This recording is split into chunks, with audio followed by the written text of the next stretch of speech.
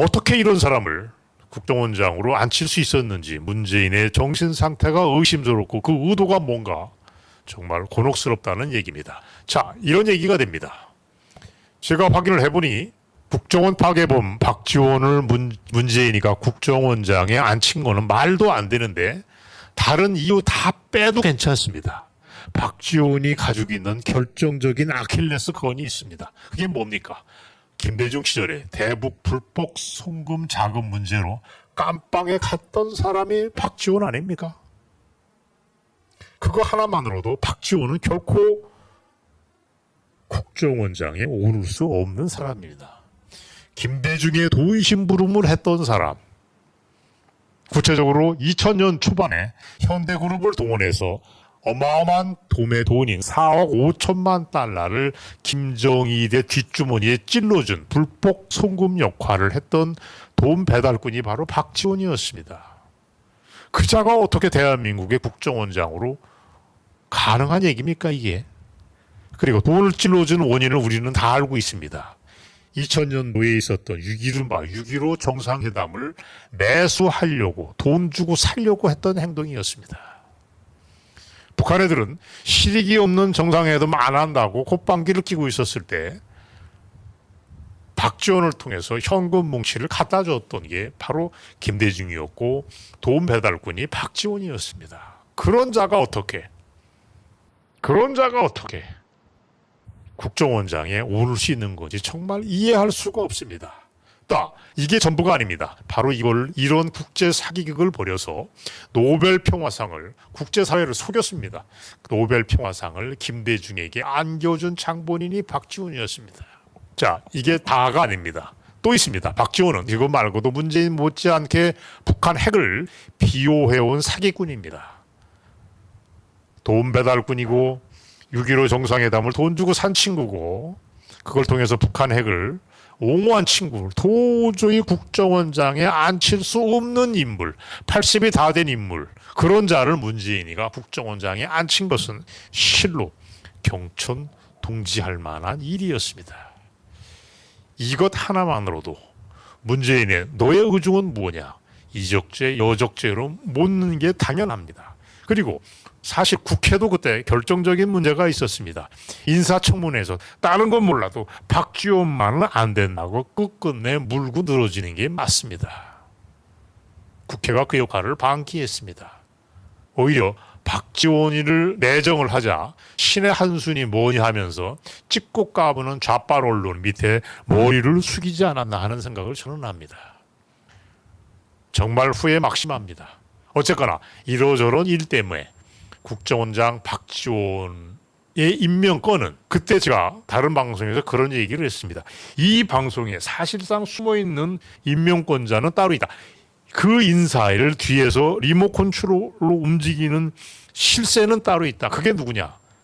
평양돼지, 북한에 있는 평양돼지 김정은일 수 있다는 얘기를 저는 해드렸습니다.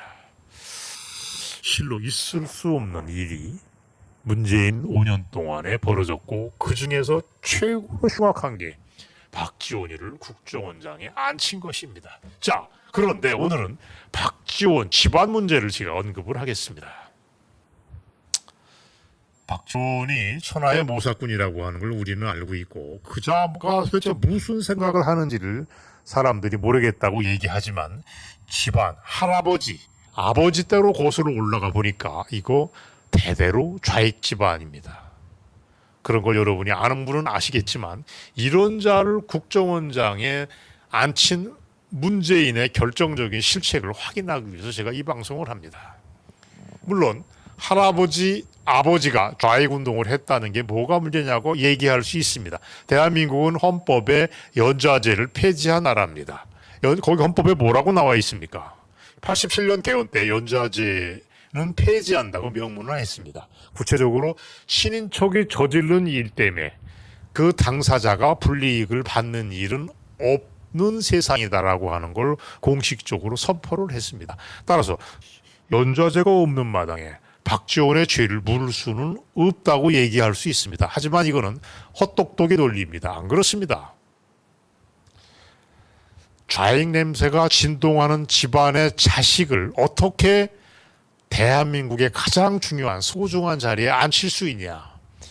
대한민국을 배반하고 북한의 이익을 챙겨온 집안의 사람을 어떻게 국정원창에 앉힐 수 있냐라고 하는 거에 대한 근본적인 질문은 연좌제랑 상관없이 우리가 물을 수 있습니다. 결정적으로 그걸 한 임명권자 문재인의 머리에는 도대체 뭐가 들었냐? 대한민국을 파괴하겠다는 음모가 몽땅 들어가 있는 게 아니냐고 우리는 따질 수밖에 없습니다. 자, 세상에 알려진 건 이렇습니다. 우선 박지원의 할아버지 박락종이 있습니다. 박락종은 이게 오늘 방송에서 지금 말씀드리지만 100% 확인된 건 아닙니다. 하지만 저도 이런 글을 5년 전에도 썼지만 박지원이가 저한테 항의를 해오지 않았습니다. 명예훼손이고 잘못됐다고 저한테 항의로 전화해온 일이 없습니다.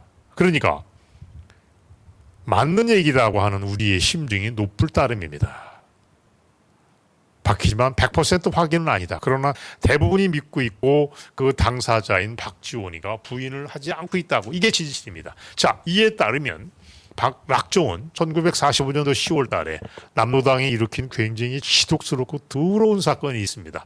정판사 위조 집회 사건이 있었는데 이거의 핵심 인물이 바로 박락종이라고 알고 있습니다. 이걸 누가 만들었어요? 누가 지시를 했겠습니까? 박헌영의 지시였습니다. 위조 집회를 만들자. 그래서 남로당의 활동 정치 자금으로 만들자. 그리고 그걸 위조 집회를 대한민국 전역에 뿌려서 그때 대한민국이 건국되기 이전이죠. 남한 경제에 결정적으로 타격과 혼란을 줄 목적이었습니다. 어쨌거나 그 일로 박락종이라고 하는 친구는 무기징역을 받습니다. 목포교도소에서 처형까지 됩니다. 자, 이걸로 끝났어도 어마어마한 일인데 이걸로 끝나지 않습니다. 박지원의 부친 박종식이 문제입니다. 즉 위조 집회를 만들던 남로당 박락종이의 아들 박종식이가 문제입니다. 이 박종식은 자기 동생 박종국과 함께 좌익 활동가로 활동을 했습니다. 그 박종식의 경우 1929년 광주 학생 항일운동 때 두각을 나타낸 것으로 알려졌습니다. 그래서 해방 이후 남로당의 진도지역 책임자로 활동을 한 걸로 확인이 됐습니다. 이걸로 끝나질 않습니다. 여순 반란 사건인데 반란의 주역이 어떤 거였습니까? 국군 14연대 아니었습니까? 거기에 소속했던 경력까지 있습니다. 그러니까 박종식, 즉 박지원의 아버지는 확신범 좌익이 맞다. 이거 빼도 박을 수 없는 얘기입니다. 이건 분명합니다. 그렇게 활동하던 박종식이는 여러분이 기억하시는지 모르겠지만 그 이름 높은 피아골에서 대한민국 경찰에 총에 맞고 죽습니다. 그런데 얘기가 여기서 끝나지 않습니다.